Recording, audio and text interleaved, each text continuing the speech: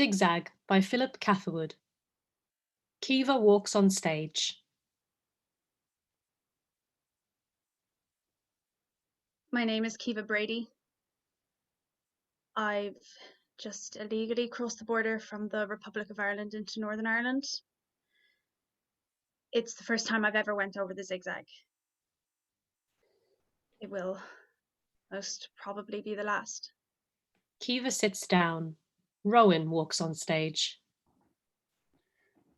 Rugby's a weird game. I'm only mentioning it because it was on TV that night. Ireland versus Wales, 5 Nations or whatever crap it is. I was watching it out of the corner of my eye from the bar. Shelley insisted we showed all the matches on the big screens, despite there being hardly anyone in to watch it. We did have the usual drifters. Big Greg with his leather jacket on, which always smelled of smoke, even though I'd never seen him holding a cigarette. There were the 2 homeless fellas who always sat at the back. Shelley lets them come in to get some warmth. If it was up to me, they wouldn't be allowed in. It's not worth the argument. Then there was just one other guy who I didn't recognise, his full attention on the game. I kept noticing him because he seemed to lean closer to the TV whenever Wales got near those weird 8-shaped goals they've got. He must have been supporting them. Might even have been Welsh. And that I thought was strange, as we hardly ever got tourists here anymore. What, with us being so close to the border, people don't like visiting a place right next to a major checkpoint, or any other bombing targets. We didn't even have any of our own fans in. The sport had really lost popularity here when they stopped letting players from Northern Ireland play in the Irish rugby team. It used to be one of the rare all-Ireland teams we had, using players from both countries. Seems a mad thought, thinking about it now. Not a huge loss, in my opinion. I was watching them do one of their scrums. Why do they need all those players together to get one tiny ball? And why are they allowed to lift each other up when they throw the ball in? Name me any other sport you're allowed to do that. Give me an evening. Me arse on the sofa, watching golf in the box any day. I bloody love golf. All the other sports are too manic. Sport should be about relaxing, chilling with a beer, watching a guy whack a ball right up a quiet, empty field. Bliss. Anyway, I remember this particular night so clearly. The rugby who Ireland were playing, the potential Welsh guy, because this was the night I met her, Kiva, the one who crossed the Zig-Zag. It was the end of the night. Big Greg was the only one left in the pub and he'd fallen asleep. Shelley was tasked with waking him up and getting rid of him. I said I'd clean the bar up, take the delivery down to the cellar. Not that we had much stock. It was all shite. Cheap beer from a local brewery. Obviously, no Guinness with there being no deliveries over the border. I was down in the cellar, fitting the keg for the Guinness alternative that tasted like chocolate flavoured ass. Went, holy Jesus Christ! Shh, keep your voice down. What are you? How'd you get in here? Are you going to keep your voice down? Are you stealing beer? You're not getting any of... I'm not here to steal. I just need you to promise you're going to keep your voice down. Why are you in here? I need a place to hide. Go hide in a tree. Can't hide outside. Who's upstairs? My aunt, the owner. She's going to come down. She doesn't usually. Are you going to tell her I'm here? Who are you hiding from? I've got money. I can... Where are you from? Not here. How far away from here? Look, I'm not here to steal. I'm not here to hurt you. I just need somewhere to stay. And then I'll be... What's wrong with your leg? I got hurt. So you helped yourself to the first aid kit? Yeah. I'm sorry. Do you need to go to a hospital? Not planning on it. Rowan walks over to the cellar stairs. Shelley, where you go home? Yeah, I'll lock everything up. Yeah, see you tomorrow. He walks back over to Kiva. Thanks. No, I'm just getting her out of here so she's not involved. You've jumped over the border, haven't you? How the hell have you... Are you going to report me? Well, should I? Are you on the run or... No, nothing like that. Why are you here? I'm looking for someone. Who? Listen, It was a drone that hit me. My leg, it's really buggered. I'm not surprised. I'm trying to figure out how you've... Were you on your own? No. How did you get past everything? The sensors, the... The people I was with, they had these devices. They confused the drones, sent them haywire. But you still got hit? They caught up with me, chased me down. I managed to get away from them, but they know I'm here now. What? In here? In the pub? No, I mean, they know I'm in the country. The only way they'll come here to this place is if you tell them. If they do find you and they realise I knew you were here, I'm just as culpable. I know you weren't meant to find me. Who are you looking for? My boyfriend? Your boyfriend? What, did he run away on you? No. Well, then where is he? He was taken prisoner. Taken prisoner? What, was he No, it's not like that. He's a football player. Gaelic football. He was up here in Northern Ireland to play a match 6 months ago. Hasn't been back since. And you're sure he's up here? I know he is. How do I know you're not up here to bomb something or... Search me. I've got nothing. Please, I just need to lay low, rest my leg up. Yeah, it's that laying low, hiding from the police. I don't know if I can... Look, I have told you why I'm up here. It's up to you whether you think crossing an invisible line is worth being hunted down for or not. Robin walks towards the stairs. Where are you going? Upstairs. Why? Get you something to eat. Water. Can bring you down some cushions for your... You're not going to call anyone? Tell you what, if you start hearing the buzzing of drones getting close by, you'll know what I've done. Are you going to call anyone? Thing is, all you can hear these days is the buzz of those bastards swarming in the air. Be hard to tell if they were coming for you or not. I'm not going to call anyone. I'm going to trust you. You're going to have to trust me. Robin walks off stage.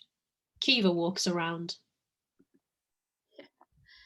I was lucky that the first person I met in Northern Ireland was Rowan.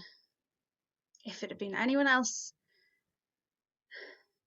I was running mostly on adrenaline, not knowing if there was anything behind me. I thought if I could just find somewhere to hide, somewhere underground.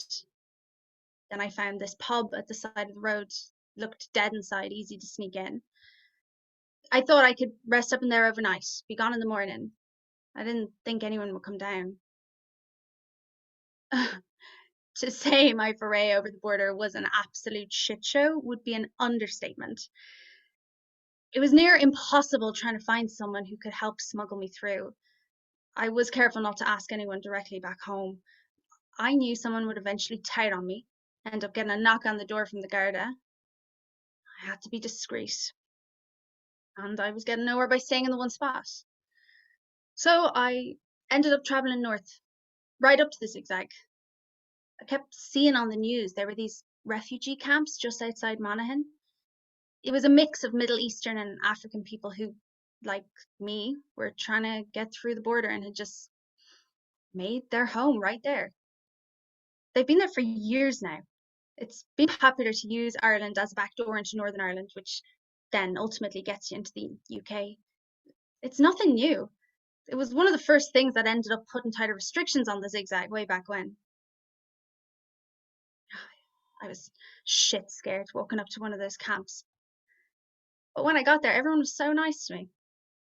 It was only when I started mentioning the Zig-Zag, they pretended they couldn't understand what I was saying. Probably thought I was Border Patrol working undercover. I walked around for ages, getting shifty looks from everyone once word had got out about me. Then, surprisingly, I found this Irish fella. Well, he found me. Heard I was asking about going over the border. That's when I panicked. Maybe he was working undercover. I seen him talking to the other refugees, though. They seemed to know him, trust him. He gathered about 4 or 5 of them altogether and told me he was smuggling them over the Zig-Zag tonight and I could join them, but of course at a price. And then it became abundantly clear to me why most of the people in this camp were still stuck here, never moving. Money. I made sure to raid my savings account and bring up as much as I could with me. I'd rather not say how much I gave this fella. Against my judgment to run away and split, as all this seemed extra specially dodgy, I joined the group from the camp and followed this curly-haired Irish fella, Rian, to a nearby village. Rian took us to this quiet little cottage where there was a somewhat covert operation happening inside, run by, I'm guessing, the locals. Refugees from other camps started showing up to the cottage. Some of them talked amongst themselves. I sat on the floor, silent. We waited there all night until it got dark. Then Rian came to collect us, told us to get ready. We walked for friggin' ages. It was Baltic outside. We avoided the roads, went through fields instead. Rian led the way. There was this other woman from the cottage operation at the back of the group. Both of them were constantly looking around. Sometimes we'd have to stop, kneel down, stay quiet. We eventually got to a point where the ground started inclining up. We were going up a fecking mountain. It was bloody exhausting. There was this poor old man who clearly couldn't hack it, bless him. Me and this other guy had to prop him up against us. When the ground started leveling out, I could see down the other side of where we were trying to reach.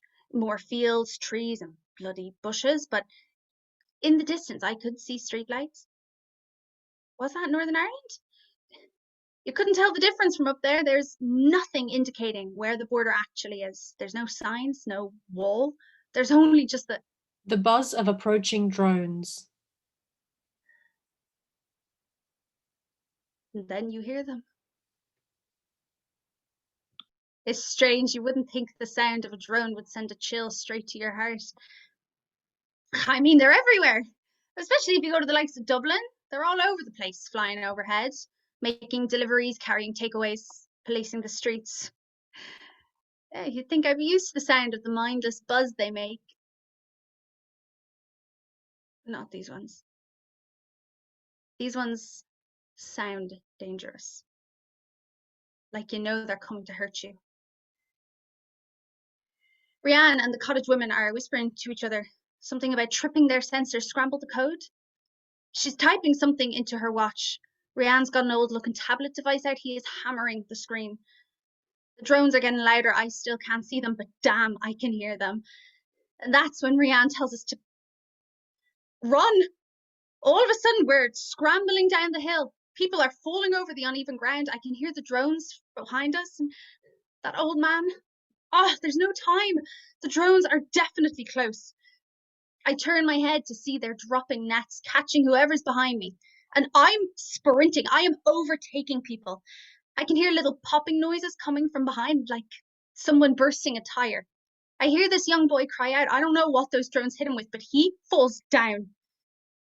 Those of us who make it reach the bottom. There's only about 5 of us left.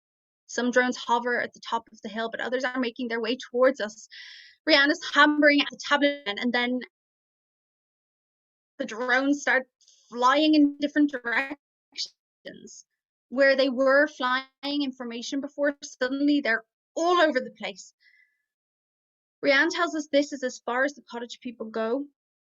He points to a cluster of trees, tells us to run. The drones won't be disabled for long. He says, keep heading north and we'll eventually cross the border. The rest of us look at each other, lost, confused, and then we leave. I don't even thank them. Suddenly, I'm running again with a group of strangers in a pitch black forest. I think we're heading north. And this time I see them before I hear them. These tiny green lights are swarming in amongst the trees. And then I'm sprinting again, Everyone scatters in different directions. I am knackered, but if running on that stupid treadmill in that overpriced smelly gym has prepared me for anything, it was this. I was not getting caught. I hear the popping noises again. I feel the sharp twinge in the back of my right leg, like someone's hit me with a big elastic band. I stumble and slow down, but something in my head says, keep running. If they're close enough to hit you, they're close enough to catch you. And then I trip, not onto even ground. I'm rolling down a hill pretty feckin' fast, and it hurts. As soon as I can stop myself, I'm back up on my feet. I run out of the trees. I can see a road, a sign that looks different to any sign I have ever seen back home in Ireland. I'm here. I look behind me, no drones, no buzzing, and all I want to do is stop, catch my breath. No, if I stop, I get caught, got to keep moving. And that's when I realize this huge throbbing in my leg. It's bleeding. The buzz of the drone sounds again. Keep running. They are right behind you.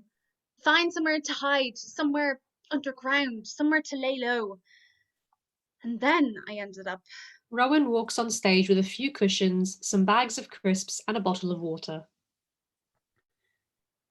Here you go. Nothing much, but it should keep you comfy.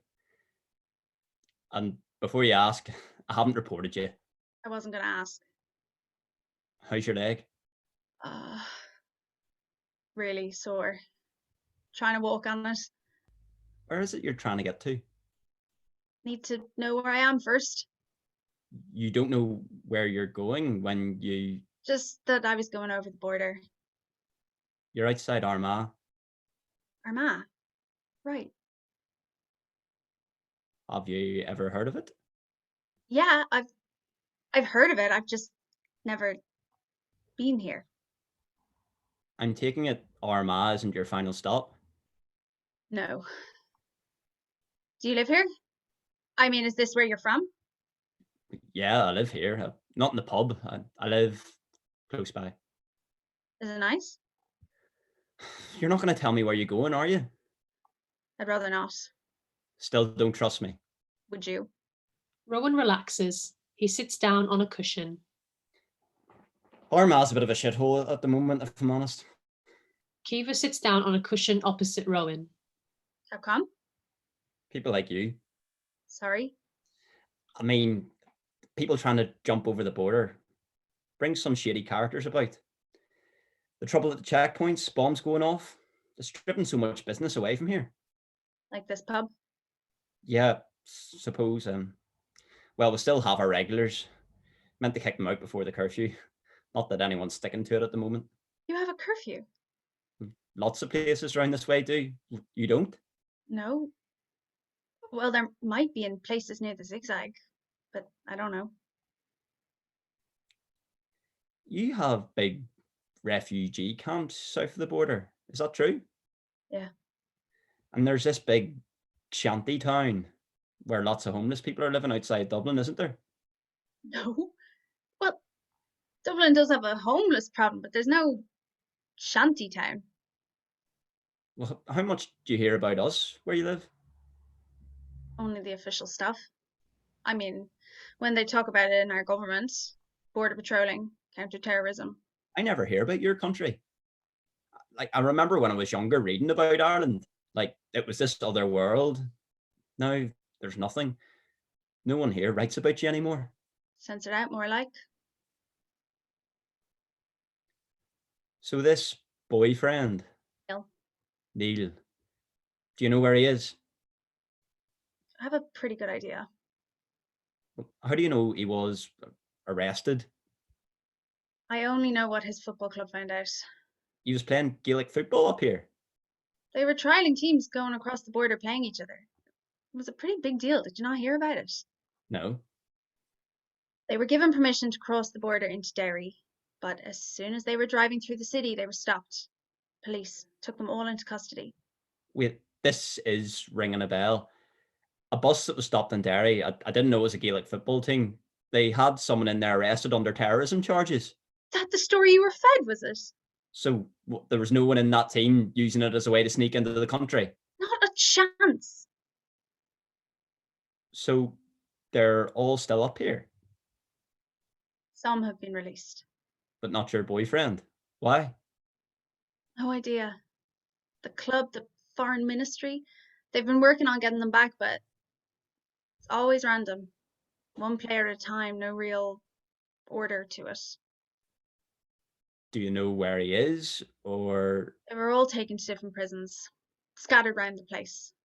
But a player who came home recently told us that he was with Neil in Belfast. Or that's the last place he's seen him anyway. They were taken to prison? That's one thing to call them. Well, what would you call them? More like detention camps. Another word for a prison. A prison that forces you into manual labour. Better than sitting inside all day. What about the fact they're sleeping on mats on the cold, hard floor? What about the fact they're working on dockyards 14 hours a day? What about the fact they're getting sick and not getting any medical attention? That isn't true. It couldn't be like that. It's... What? Like our shanty towns? Except I didn't get that bullshit from hearsay. I heard it from someone who's actually been there, seen it. Look, when they were working in the dockyards, it's better than having them stuck in a big empty building all day. And if they're sleeping on the floor, they must be getting overcrowded. I mean, I've not heard of... Overcrowded. Who is in there that it's become so overcrowded? My boyfriend is one of hundreds of Irish people who've ended up here and gone missing. Everyone knows they're in those camps and people are dying. Why is he even in there? What's his crime? I don't know. I don't know. There's people who sneak into this country over the border. And year after year, there's been trouble. Refugees crowding into ports, people attacking checkpoints. There's bombs that have gone off at the end of my street. And if they end up in prison, well, that's on them, isn't it? My boyfriend did not sneak into this country. But you did. Rowan, frustrated, he stands up and paces. What's your plan? You're going to find this prison in Belfast and what? Break him out? Just have to find him. I have to know he's safe. Rowan calms down. I have to head home. You can stay here. You can stay tonight if you want. I'll be gone in the morning. Will you? I've got to. I mean, with your leg. It'll be fine. You can stay, rest. We don't open on Monday, so no one will come in. I'll check on you in the morning. Why are you helping me? Wouldn't you rather I was in one of your prisons instead of being stuck in an empty building all day? Rowan pauses by the exit. Get some sleep. You've been through a lot. Kiva sits down. Rowan walks around. Armagh. Armagh. Bloody Armagh. Tonight's the kind of night, though, where you can appreciate how pretty it can be out here. The air's really crisp. Moon's out shining over the hills. It's a nice walk home. No people in sight. No cars. No drones. Me and the drones seem to have a mutual understanding anyway. They know I'm going to be out late from the pub after curfew. They must have my face on their recognition system. You can hear them flying about overhead. Then they'll just stop above, look at me, and then buzz away, off to find their next target. There never used to be so many of them. They were all meant to stay by the border. You'd say, well, that's where the trouble is. The drones need to be there. But year by year, they've moved further inland. They're everywhere around us. Makes you think, why? What the hell are they looking for? My uncle told me he'd go up to that there mountain with his friends back when they were kids. That mountain I'm looking at right now. There's this big reservoir up there. They used to jump in with their swimming shorts and all on. Crazy bastards. Seems mad to think about it, because up there, that's where the border is. It cuts right through the mountain. You'd cross over it so many times up to that reservoir and nothing happened. No drones, no border patrol, nothing. Mad. I'm old enough to remember things not being as bad as they are now, at least. The border's been closed my whole life, but me and my friends were able to head out to the fields, play football, camp out there sometimes. Now I hardly see any kids out. They're all wearing their headsets, meeting each other in virtual worlds. Those games are mind-boggling. There's one where it's just meant to replicate real life. You get hungry, you go to school, you poop, you pee. I walked in on my wee cousin playing it one day. He was doing his homework in the game when his actual homework was sitting on the desk beside him. Stupid. You can't get outside, even if they wanted to. They're not able to roam, explore, like kids should be able to. All because they're so close to the Zig-Zag. Too dangerous for the wee ones to go anywhere near that stupid line. Well, everyone's done with being afraid of the world right outside their home. Back in the Troubles, Armagh used to be one of the most dangerous places to be. And the same thing is happening again right now. The people in Belfast don't give a shit. People in Dublin don't give a shit. And the people supposedly in charge in London definitely don't give a shit. Something's got to change. The border closing was only ever meant to be temporary. Way back when the trouble was so bad, after that Polish driver got killed, when his truck was bombed at a checkpoint, that's when they started closing it. Only certain people get through to deliveries and that. And when refugees started hiding in those trucks, that's when they fully closed everything. No one in or out. I can understand them closing it then. It was meant to protect us, keep us safe. But over 20 years on, people are starting to ask if there's anything's really better. Has it really kept us safe? Or are things just worse? Those prisons. Look, we're not the only country who've used prisoners to do like manufacturing jobs and factory work. If anything, we stole the idea.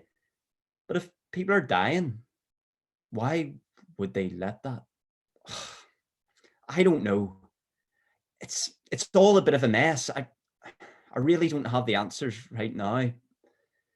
What I do know is that despite us having a closed border, people are still fucking making it through. Well, take my newfound friend, for example. I'm not sure why I helped Kiva. My first notion was definitely to report her to the police. She could see it in my eyes.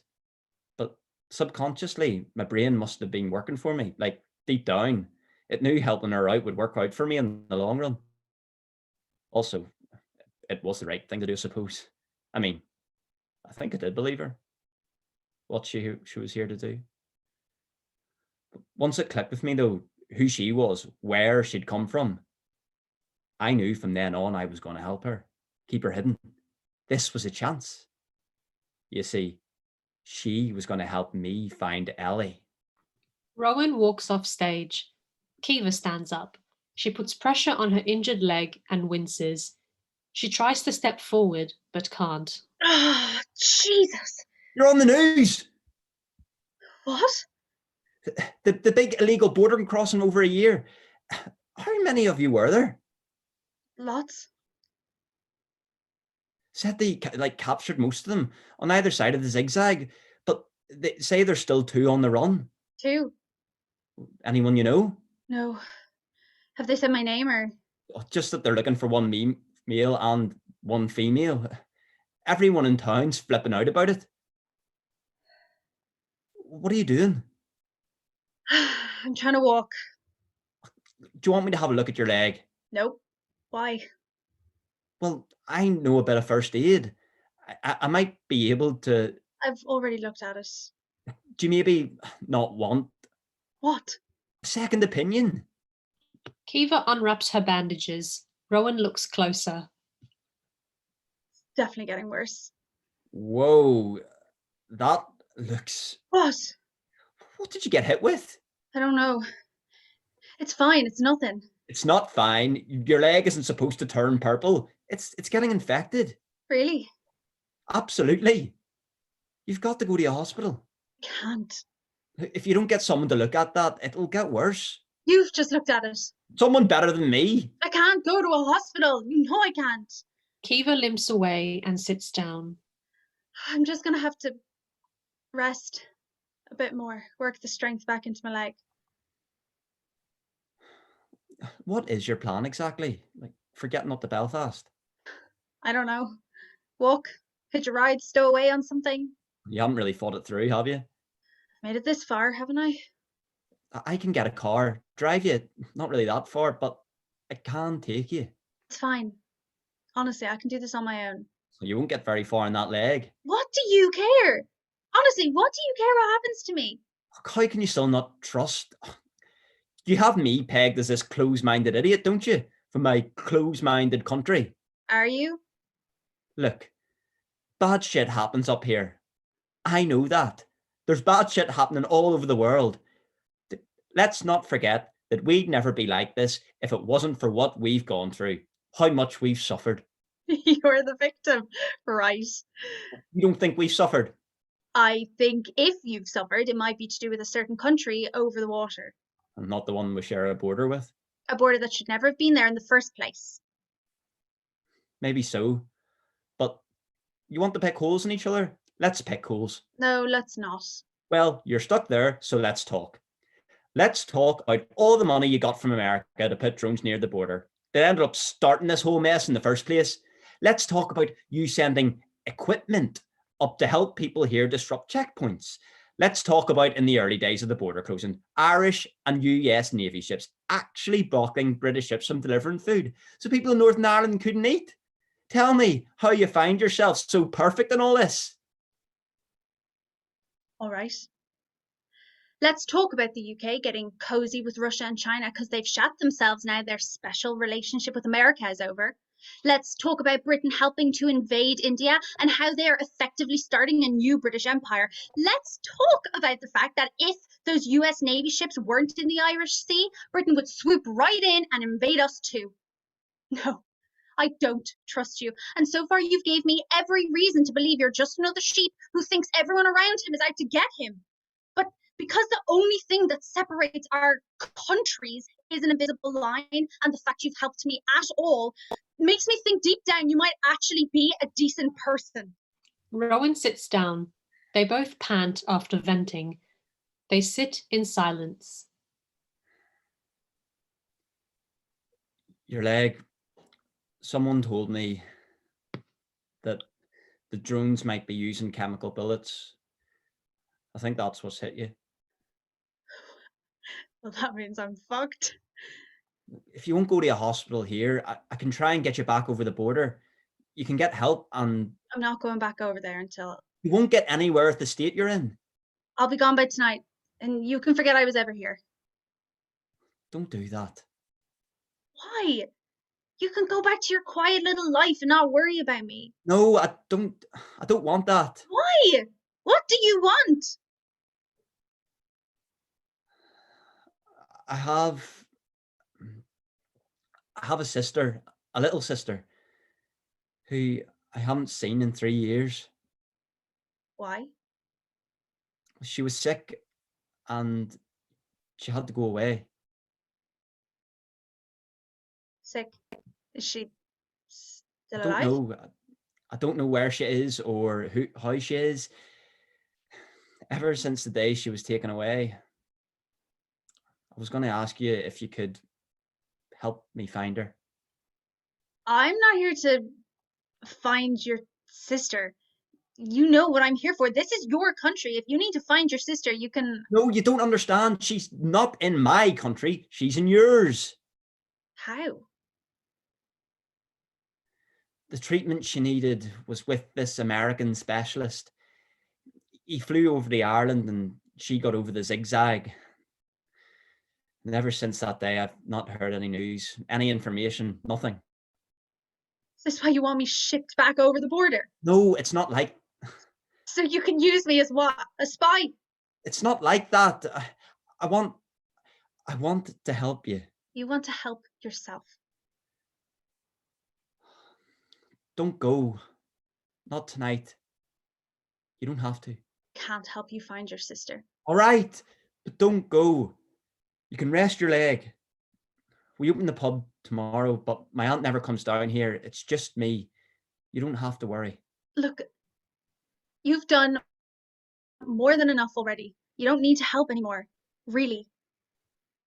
But I'm going to. I've got to my wee cousin, my wee cousin, after he finishes school, I can bring you something to eat later. Will you be here? Yes, you'll find out. Kiva starts limping on her leg again, rubbing it to get some feeling back. Rowan watches her and then walks off stage. It's weird how much Rowan reminded me of my boyfriend. Shit, did I just say that? No, I don't mean. I meant with the arguments. You know, the bickering over little things. No, that doesn't sound good, does it? I think I mean the fact I'm hobbling on my leg here is bringing up memories of Neil. I was injured when I met him and all. No, seriously.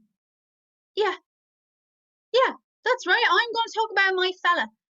Well, I've got a lot of time on my hands and nothing better to do, so listen up. All right, I'll skip to the end. No, wait, the middle. I'll skip to the middle when things were really good. Because we properly started going out, amazing things just began to happen one after the other. His football team got promoted to the top of their division, the first time they'd ever done that in their history. And I got this job I was hunting for like 2 years, right out of the blue. I worked at Trinity in Dublin, student admissions. Stuck in the office all the time, boring. But then I met Paula, whose job it was to travel around all the schools in Ireland and advise them about applying for Trinity. And I thought, get out of the office all day, travel around the country, sign me up. Anyway, Paula left and 3 other cows got the position before I finally managed to nab it. But when I got it, I loved it. It was just me and the open road and that job, driving around all parts of Ireland. Every day was like an adventure. And seeing Neil in between football training and his matches was the cherry on top. Oh God, this is boring, isn't it? Oh, everything was wonderful. Look, nothing ever is perfect. And I know you can look at certain things with rose-tinted specs. But honestly, I can't pick a bad moment from that time. Aha! Now, how we met. Oh, Jesus. That's a bad moment. It's a bloody wonder how we ever reached that amazing honeymoon period in the first place. I mean, I was blathered. Christmas staff party in the Trinity grounds. Don't ask me how the GA Player Awards were on the same night. They must have double booked. Anyway, once they had all handed out their trophies and such, and we'd finished eating our turkey, there was this big main hall bit where all the different groups started mingling. A hall filled with buff Gaelic football players. All the women were acting like giddy little schoolgirls. No, not me though. You see, me and my colleagues have been drinking since 3 p.m. So by the time I got to 10, I was gone. I couldn't tell you who was in the room. And then the music started, that really old, catchy Billie Eilish song, bit before my time. It is weird. She's like 60 odd now, doesn't dance around as much. Oh, but I was dancing. And then I found this stage that was all curtained up. And of course, I got on it, and everyone's cheering me on, and I am busting moves like a deranged elephant. And then I fall right bang onto the ground.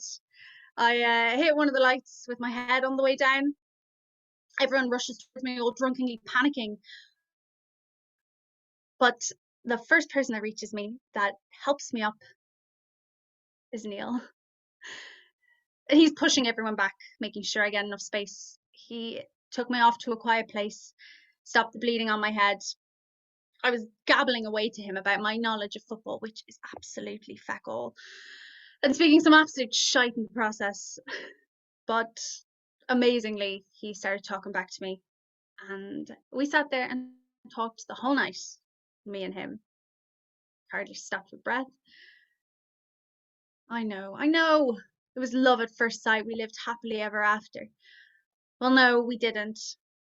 He gave me his number that night and it was all very exciting, but we only messaged each other a few times, and then it was just him messaging, and then I sort of died away from it all.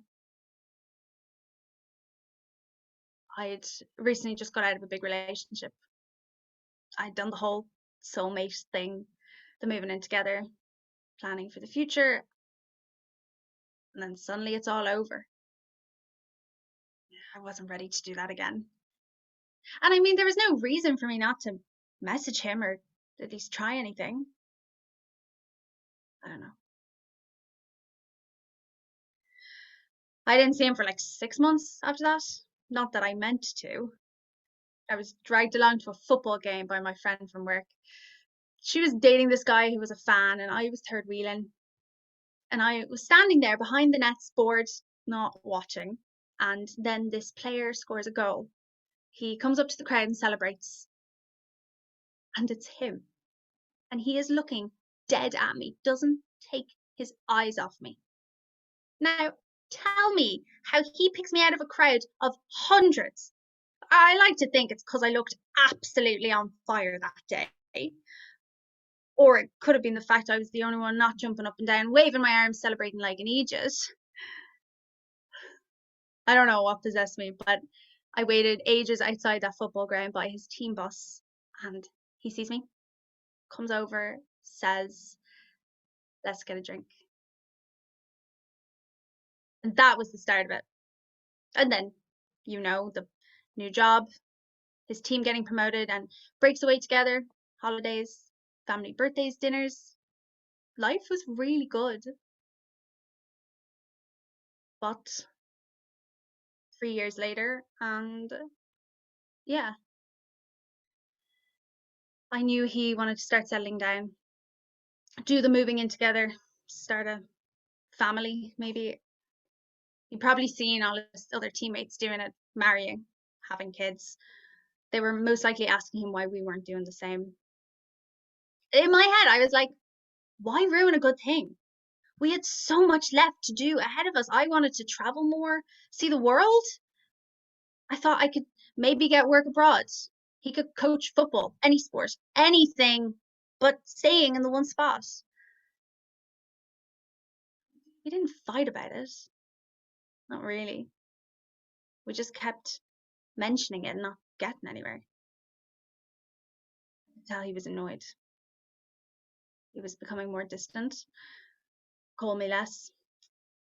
And I just let him get on with it, let him have his space. Didn't even try to meet him in the middle.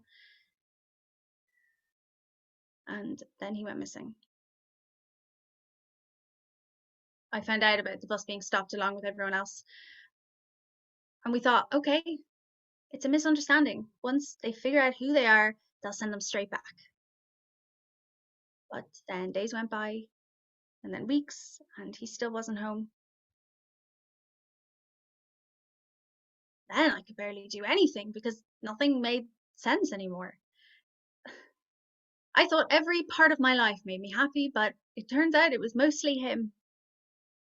And I was going to throw it all away because what? He wanted to spend more time with me because I wasn't ready. When is anyone ever really ready? I went back to that office job. It was the only thing I knew I could do where I didn't have to think. Mind-numbing, repetitive work, spreadsheets, timetables, meaningless office chatter, and sometimes I'd slip off into daydreams.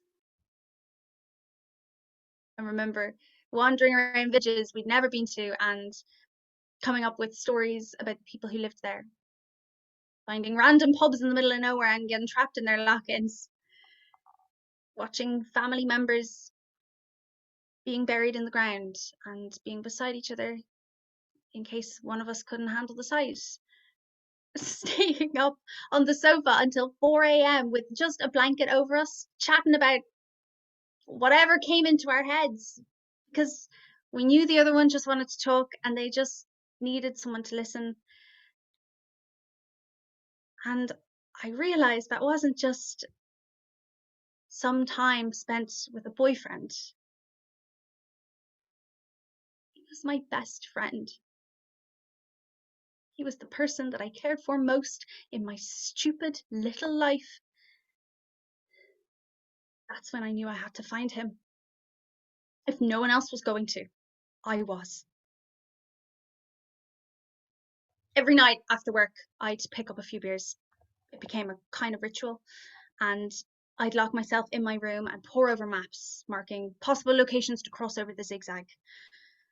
I'd look at loads of old news articles, endless stories of people trying to cross the border. Where were the hotspots?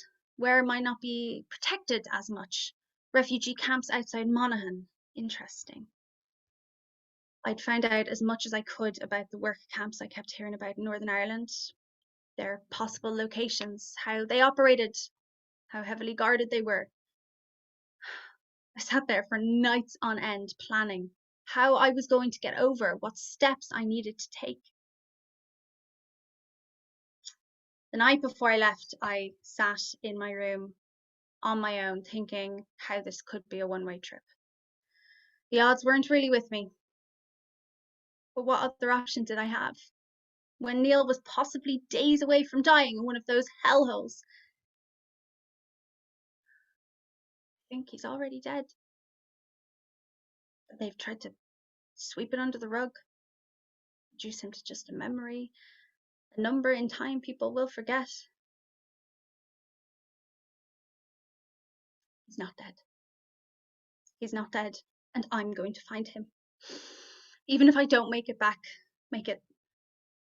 home, come back in one piece, see my family again.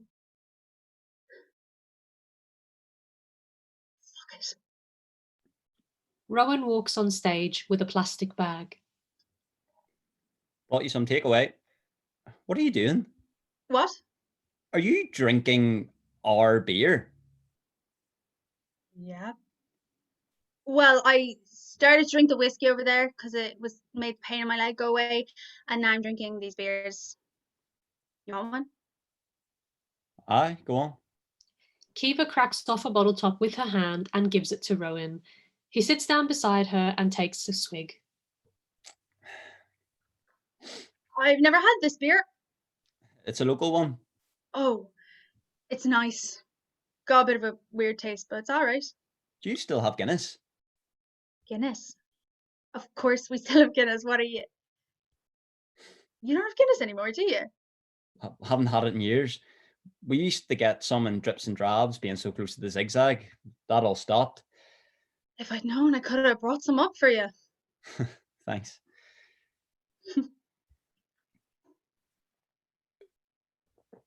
How's your cousin? Heading his gaming set all the time. Hardly pays attention to me.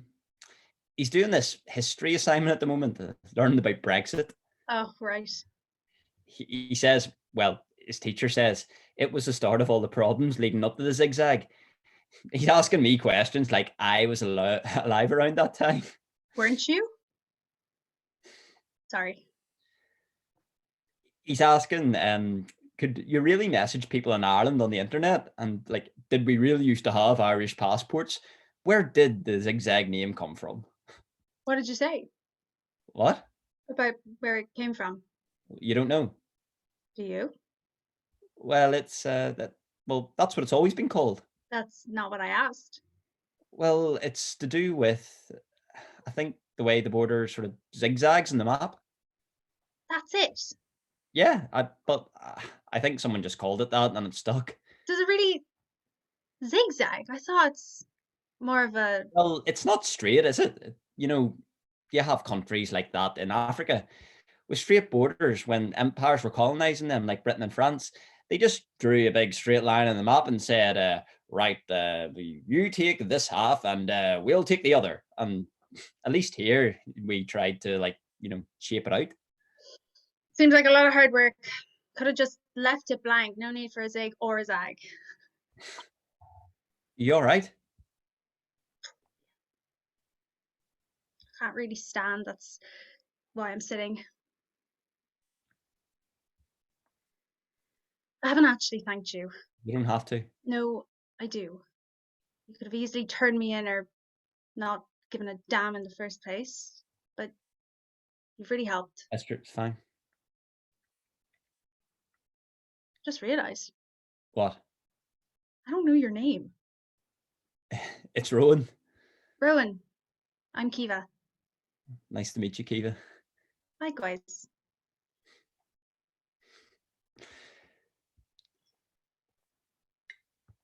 Anyway, what are you doing spending your evening with me? Don't you have anyone at home or someone No, I live on my own.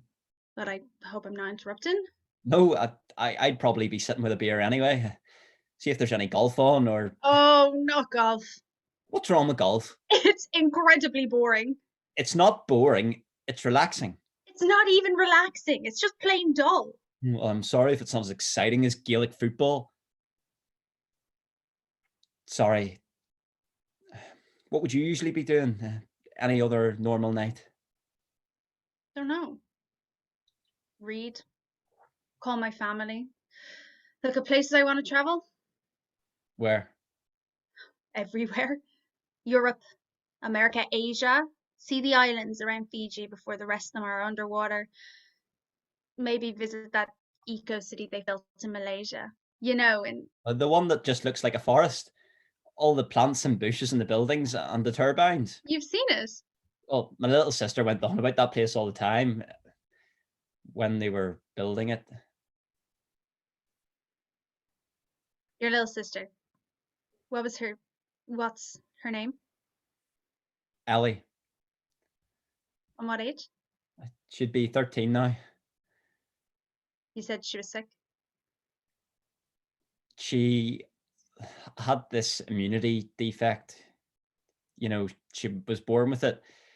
Can be passed on, like hereditary. Was it from your dad's side or your mum's? It wasn't my dad's, and Ellie's mum was my stepmom. My dad, he remarried. My mum was in the army. She died when she was in Korea. I'm sorry. I was young when it happened. And then it was just me and my dad and my auntie and uncle. Me working in their bar all those years, and then my dad met Joanne. Your stepmom. Yeah, she was from your neck of the woods. Irish, I mean. Really? She lived here. She was born in Ireland. Her mum was this diplomat. Whole family ended up moving, had to become British and all. Joanne had this weird mixed accent, and she'd always bang on about Ireland being her true home. I was never really close to her. But then they had Ellie, What age are you? old enough to be looking after her all the time. Joanne worked in Belfast, followed her mum's footsteps into politics. My dad worked, so every day I came home from school, it was me changing Ellie's nappies, taking her out in her buggy, going to the park. And then the older she got, the more we realised she was this little genius. Yeah. Yeah, she loved school, like loved it, like embarrassingly loved it. She'd read all the time, do those virtual learning worlds with the headsets where you can walk around and interact with everything. She'd make these amazing science experiments out the back garden. Drove my dad insane, like burning the garden with chemicals and building rockets that really flew. And she loved space, like loved planets. And she said she wanted to explore, go to where scientists were living on Mars, make the first colonies. Said we needed a new planet to live on someday. So she wanted to go and make Mars a safe place for everyone to move to. And she knew more about her illness than the doctors who were treating her did. When did you know she was sick? Not long after she was born. She came down with infections far too often. She'd get better, but it's like the older she got, the worse it would be. What happened to her? We looked for specialist treatment. This doctor in America said he wouldn't come to Belfast or anywhere else in the UK way things were. And we didn't want to risk her on like such a long trip to the States. That's when he said he'd come to Dublin. How did you get her over? I mean, was it you that got her over? We did try to get permission, but no one here would help. My dad wouldn't entertain the thought of sneaking her over. He'd argue about it every night with Joanne, and then they split up, lived separately. Nellie stayed with her mum. Let me guess. Joanne got her over in the end? Yeah. One day they were just gone. I think she must have used her ancestry, maybe had some political connections on the other side. I tried to get my dad to go to the police, say it was essentially kidnapping, but he didn't do anything. He just fell into drink. And that's when I lost him too. Did she not tell you, Joanne, or let you know? No, kept it quiet. Mustn't have trusted me. The night before they left, Joanne barely spoke to me. I was visiting Ellie. I'd visit her every evening. I remembered that night so clearly. Ellie was making me laugh, saying how she thought making it to outer space was going to be difficult, but it turned out getting her into the country right beside her was even harder. Ireland is my Mars, she kept saying. We were both on our virtual headsets looking at places in Ireland that looked most like the Red Planet. Surprisingly, lots of vast empty landscapes that worked pretty well. We ended up picking Dundalk. Dundalk? Yeah, Dundalk looked most like Mars. That's rich. I'm sure the locals would love that. Yeah, Ellie found it. She found it with this sunset that made the fields around it like this fiery orange. We were on top of a mountain. What's it called? Beside the town, one of the sleeves. Oh, I've been up there. Yeah, it's Slieve Foy. That's it, Slieve Foy. We sat up there in this virtual world, me and her, for hours, like picking out places in the distance. Ellie said if she could move to Ireland to get better, she'd live right there by Slieve Foy, make her own little colony. And then, I stayed over that night. I woke up the next day and both of them had gone. All Joanne left was this note. What did it say? That they were both going to Ireland and they were going to stay there. I had Ellie in my life every day. She was my world. And then nothing. I'm sorry that happened to you, Rowan. I know what it's like to lose someone, not know what's happened to them. No, you don't. Sorry, but it's different. I was with my sister from the day she was born. I watched her grow up, watched her live, watched her get sick, and then to have her stolen away, all because no one here could help her. But that's good, isn't it? That she got a chance to get better? And lose her home, leave the one she loves behind. That's the point, isn't it? If there was no stupid border there in the first place, she'd already be home. It'd be an hour's drive to Dublin, there and back. Ireland isn't her home. What I'm saying is, if we were one country, it could be... Why is that the answer? What? Why is the answer to be one country? Because we should. We always have been. We've never... Do you ever remember a time we've been one country? Of course not. Does anyone still alive today remember us being one country? We used to be. And a lot of things have happened since then. I've never stepped foot in Ireland, so why should I start calling it my country? So let's leave things the way they are, yeah? Because it's all so perfect now. You stay British and we just keep on... No, you don't get it. I don't want to be British. I've never called myself British. I've never called myself Irish. I'm Northern Irish. Listen to what you just said. There's a little keyword in there, Irish. Aye, because they were blessed with so much creativity the day they came up with the name Northern Ireland.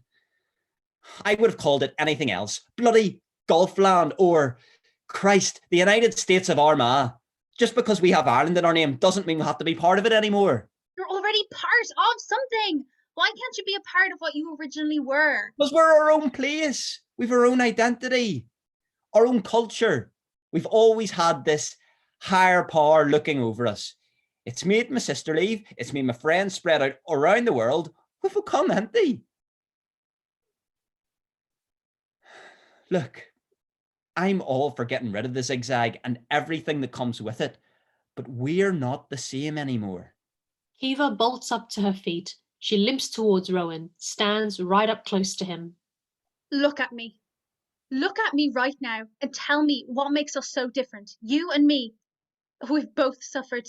We've both been at someone else's mercy. We are not different. We've just been driven apart. And we could be so much stronger together. Rowan notices Kiva's hand on him, a charged beat between them, and then Kiva winces and crumples down to the floor. Rowan bends down. Let me see your leg. Why? We both know what it's going to look like.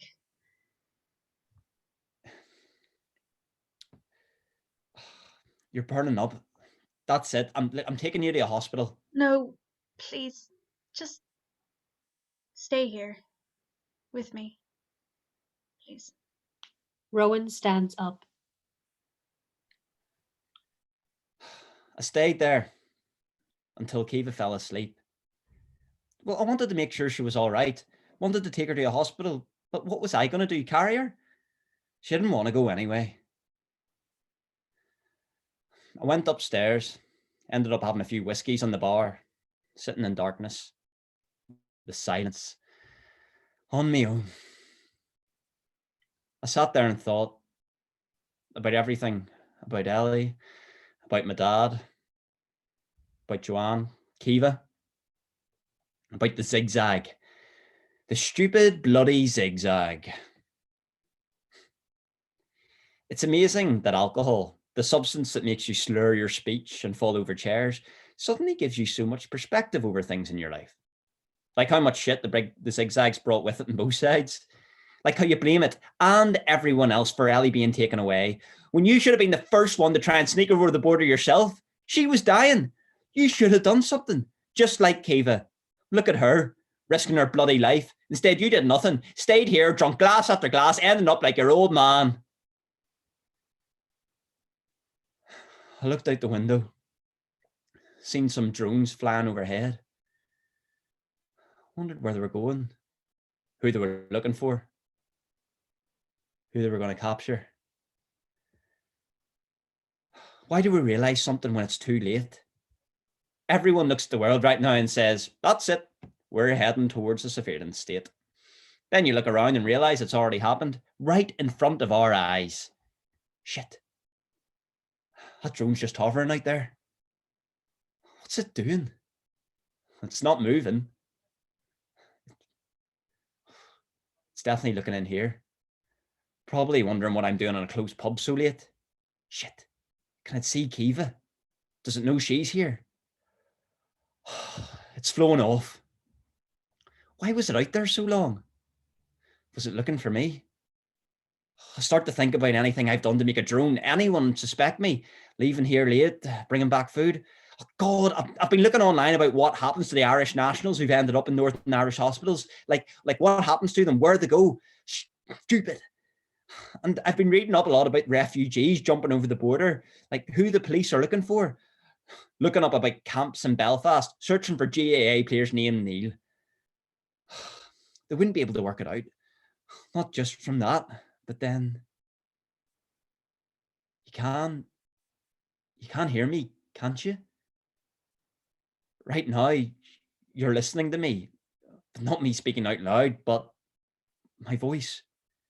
Anything I do, anytime I read something, buy something, eat something, like something, walk into a building, you know. And you build up this picture of me, this version of myself that knows everything that's swimming around in my head before even I do. And then you know everything. Rowan bends down and shakes Kiva awake. Kiva, wake up. Come on, we've got to get you out of here. What? Your face is all over the news. They know you're in the area. There's drones flying everywhere. No. Come on, I've got my uncle's car outside. I can drive you. Can't. Of course you can. Here, just get up and... No, what's the point? I'll never make it. Yes, you will. And you're going to find your boyfriend. Yeah, you're going to get to Belfast. You're going to find him and you're going to take him home. And if you can't, then this is your home too. Okay? Get up. Yeah, I'll help you. Here, come on. Rowan props Kiva onto her feet. There's got to be something here. Oh, there's a walking stick that was left upstairs. I'll get it for you. Hey, we're going to make it. All right? All right. Rowan walks off stage. Kiva stands upright. Yeah, so I never made it up to Belfast. I'm back home right now in Ireland. Me and Rowan, we got out of the pub. I don't remember much. I was pretty feverish. We were in the car. He was driving, looking everywhere around him, looking up to the sky. I just remember getting into a traffic jam. Rowan was talking out the window to some man in another car, something about a roadblock up ahead. Lots of police and drones. Who's that with you there, Rowan? The fella said. That's when Rowan grabbed me out of the car. He helped me walk into this wooded area, said I had to run, pointed in a direction and said I'd find a train track, told me to follow it for as long as I could. I wanted him to stay with me, but he left. Said he would try and distract the police, and just like that, he was gone. This man, who was the only person I had spoken to for the past 3 days, now I was on my own. I walked as fast as my leg would let me. Actually, I was getting some feeling back into it. Must have been pure adrenaline. I started limping faster. I broke into a jog. I started thinking that maybe my leg was fine. I just needed to move. Stupid idiot, sitting in a cellar for 3 days. Find those train tracks, make it up to Belfast, get back to finding Neil. The sound of drones buzzing. I fell to my knees. I gave up. I knew it was over. And now my leg was throbbing. Someone came up behind me, placed cuffs on my hands.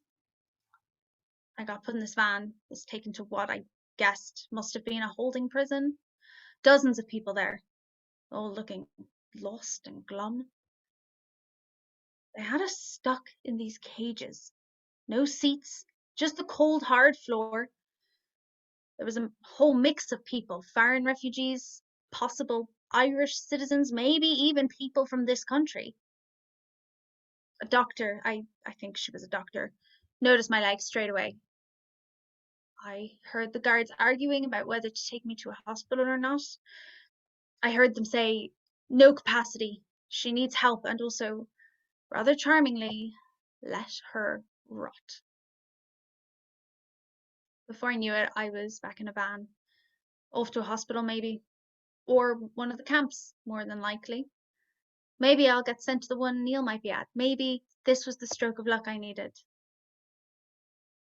And then the van doors open and I see I'm at a border checkpoint. They clear me through, just me on my own. They tell me to keep walking until I reach the checkpoint on the Republic of Ireland side. I see gun turrets on the side of the walls pointed straight at me. So I walked. It would usually just be a 15-minute journey, but my leg was in agony. I was dragging it behind me. Eventually, I couldn't take it, and I just lay down on the ground.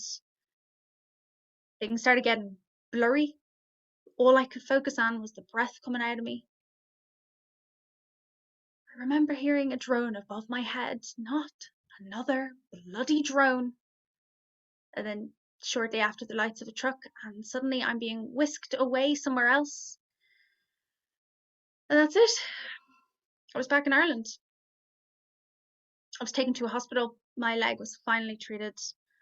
The doctor said if it had been one more day, well, I don't want to think about that. I talked to the guards. They asked me questions. I didn't mention the group I went over the Zig-Zag with. I said I went over on my own. I told them I hid in a pub cellar. I didn't know which one. I never mentioned Rowan. And then they left. It used to be such a big crime back in the day, jumping over the border, but now there's so many people attempting it, the guards must have to pick and choose who to make an example of.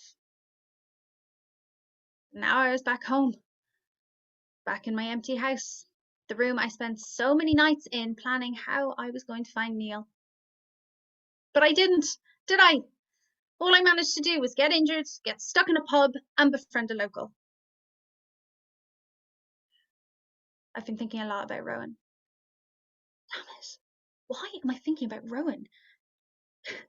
As much as I disagreed with him on a lot of things, I didn't think he was a bad person. Far from it. He's the first person I've ever heard talking about Northern Ireland being an independent country. It's true, everyone just thinks if they ever leave the UK, they'll just become part of Ireland again. But maybe we've been apart for so long, can it ever go back to that? Of course it can. Even though it's been over 100 years since we've been divided, it doesn't mean we never used to be. There's still so many people clinging onto the fact that after all this time, if you get rid of that wobbly line on the map, people might start to wonder why it was ever there in the first place. In the months after I met Rowan, I really did try to look for his sister. I thought I owed him that at least. But with no other name than Ellie to go by, it turned out to be fairly impossible. I asked in a bunch of hospitals. I visited a different one every weekend. The usual response was patient confidentiality, yada yada. I kind of given up after a while. And then one day, by complete coincidence, I struck gold. I was taking my gran in for an appointment, this random clinic out in the sticks that she'd been referred to. While she was in seeing the doctor, I thought I'd chance my arm. And sure enough, one of the nurses on the reception desk said it rang a bell with her. It said there was this young girl admitted to them about 2 years ago, originally from Northern Ireland, all very hush-hush. Her mum was this politician or worked in politics. She was getting specialist treatment from a doctor outside of their building, was placed straight into intensive care. Apparently, she ended up in an induced coma. Unfortunately, that nurse, Lydia, went on holiday when the little girl was still in the clinic. And when she came back, there was someone else in the hospital beds. Lydia said she probably wouldn't have asked what had happened to the girl. She was just another patient.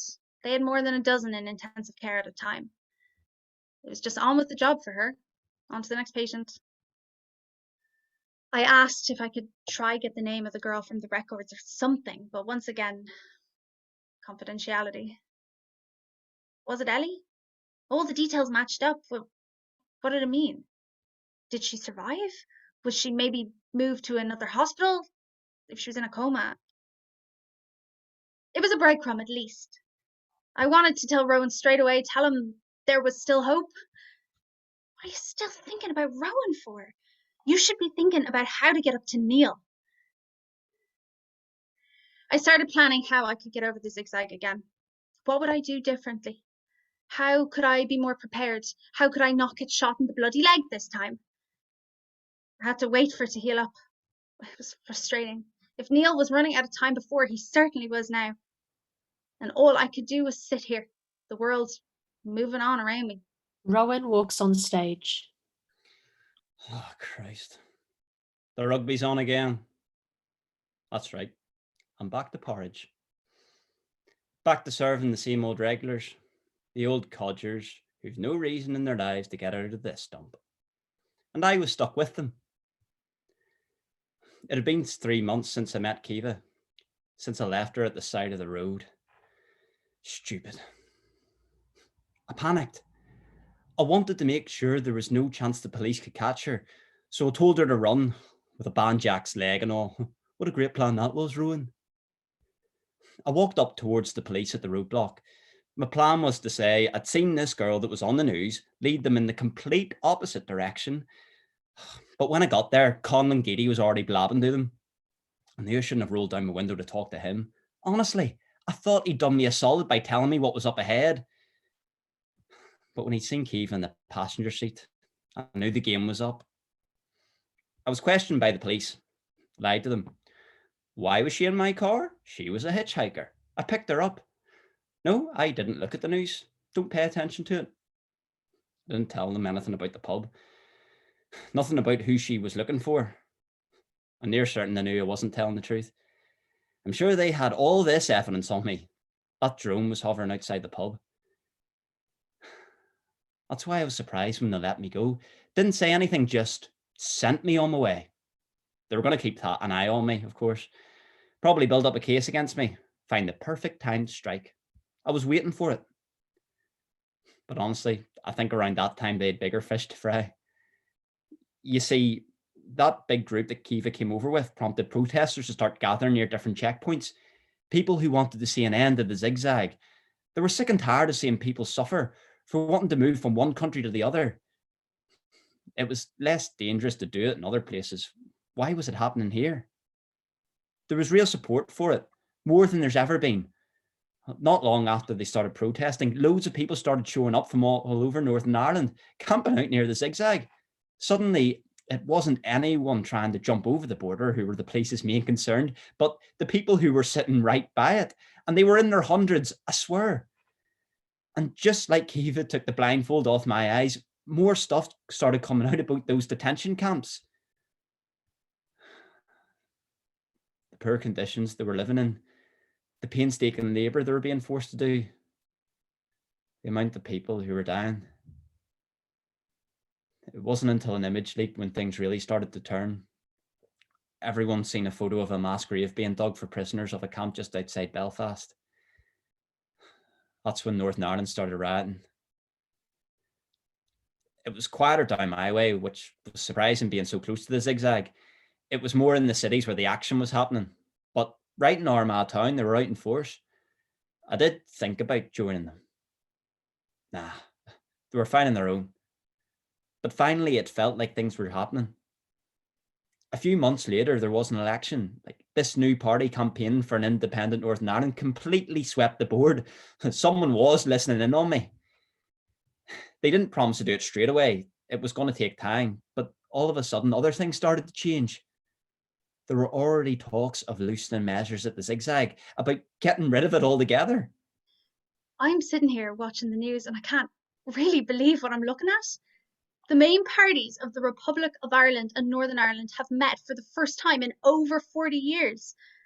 They're talking about passing laws to break down the Zig-Zag, to create a border where the two countries can start to work together. I seen that photo of the mass graves. All those bodies. It wasn't him. It could have been him. Stop thinking like that. He's not dead. Everything's happening very fast. They started talking about a symbolic opening of the Zig-Zag, opening up one checkpoint, just a few people being allowed through. It's all of a sudden descended into a free-for-all. They're opening it tomorrow. Seems like everyone in this country is planning on travelling down. Anyone whose families have been separated, anyone who wants to sneak anyone over the border and wants to find them, anyone who just wants to see what it's like over the other side. And do you know when they're opening it? Dundalk. The huge checkpoint near Dundalk, right next to Slieve Foy. She won't be there. They're opening the checkpoint at Dundalk. It's just meant to be for prisoners on both sides to be passed over to each other. But it looks like everyone's heading over. If there's prisoners there and if he's there, I've got to go. I'll just watch it on the news. But then, if she's watching the same thing and she's alive, if she sees it's beside Slieve Foy, surely she's going to go there. No, she won't be there. She could be anywhere in that country. But then, it's her. If she wanted to find me, she'd be right next to that mountain. I'm not going. Fuck it. I'm going down there. I'm going up there. I leave early in the morning in my car, and as soon as I get close to Dundalk, there's already a queue of traffic. Everyone's abandoned their cars. I follow suit and start walking. My uncle gives me a lift down as far as he can go until there's a lane of cars stuck in the road behind each other. I jump out and start follow the crowds making their way towards Dundalk. Some of them start breaking away, jumping over into fields right towards the Zig-Zag, and also where the drones would usually be. I start to follow them, kind of making sure I don't cross the border just yet. I'm getting close to the border. I'm stuck in a bottleneck of people moving very slowly towards the big Dundalk checkpoint. I can hear someone speaking on a megaphone. Can't make out what they're saying. Maybe I'll hear once I get closer. I can see double-decker buses in the distance. They must have been carrying the prisoners. They'll let them pass through any moment now. I can see the checkpoint. It's bloody huge. I've never actually been here before. I can see Slieve Foy right across the Zig-Zag. I can't tell if that's either a huge piece of rock or a little house. That's definitely where Ellie would have stayed. I'm even going to recognise her now. She's going to be so much older, maybe taller. Her hair might be longer. She's going to look like a completely different person. You've got to be ready for that. He might have lost weight. He might not look like the man you remember. You've got to make sure you hug him the exact same way. Let him know you love him, that you never want to lose him ever again. The crowd in front of me are starting to break away. Bottleneck isn't working. They're heading off towards the huge mass of people that are running towards them from Northern Ireland. I don't see any drones in the sky. There's nothing stopping them from joining together. I stay on my path towards the checkpoint. I need to get to where the buses are. I'm right next to the checkpoint. I'm so close to passing through. I didn't want to break away from the main crowd, just in case there was trouble. I can see a bunch of people from each side of the Zig-Zag joining together in this wide open field. All I can hear is a huge air of voices. I can see them all hugging. I wonder if anyone knows each other, or if they're just all happy to be meeting for the first time. I can see ambulances on the other side of the checkpoint. And in a weird way, that gives me hope. There's going to be lots of sick people who've been turfed over to Ireland because of our dilapidated hospitals. I don't want her to still be sick, but maybe that's where Ellie is. What's the hold up? I've been stuck in one spot for ages. I can see people in matching monotone uniforms at the front of the checkpoint. Prisoners? I wondered if Kiva was here. I wonder if she received word that Neil was going to be released at the checkpoint. Was she waiting for him? Don't think about her. Just focus on getting over to the other side. I can see hospital patients being pushed out in wheelchairs, and I can't believe I'm doing this, but I'm looking out for anyone who might resemble Ellie. Would Rowan think to come here? Would Ellie be looking for her brother? Stop thinking about that. Stay focused on Neil. They're starting to let people through the checkpoint, all in matching clothes. They look terrible, like they've been through a war or a prison. I'm looking at them all. I'd know if it was Neil if I'd seen him, wouldn't I? People are starting to file through the checkpoint. It's meant to be orderly, but it's turning into a huge free-for-all. A big circle of people reuniting together. The crowd starts to fill with noises of people crying, laughing all at the same time. That's going to be me soon. Make sure you hug her, in case she doesn't recognize you, in case she doesn't remember. If you hug her the right way, it'll all come flooding back. I'm starting to wander through the people. I don't know who's from which side or the other. I keep thinking I can see Neil, and then some other person that isn't me grabs him and cries in their arms. Then I start to feel stupid. All these prisoners were probably captured at most 3 months ago. Not over a year like Neil. My Neil, who's probably dead in the ground 50 miles away in Belfast, and I'm the last person to realise. I can see whole families reuniting. There's not one person in this crowd that's on their own. I can see people in wheelchairs hugging their parents, people in hospital gowns. All of them have someone. That doesn't mean Ellie isn't out here. I looked out at City Foy in the distance. I was going to get there if it was the last thing I did.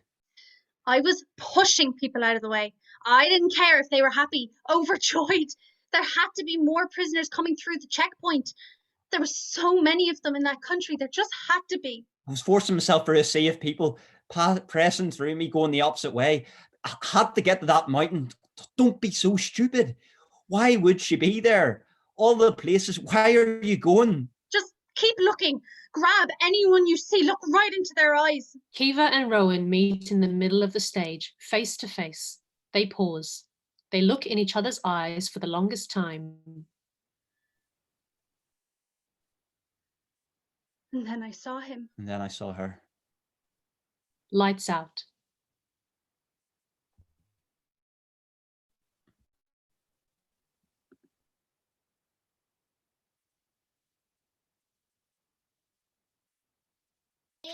Thanks very much, everyone.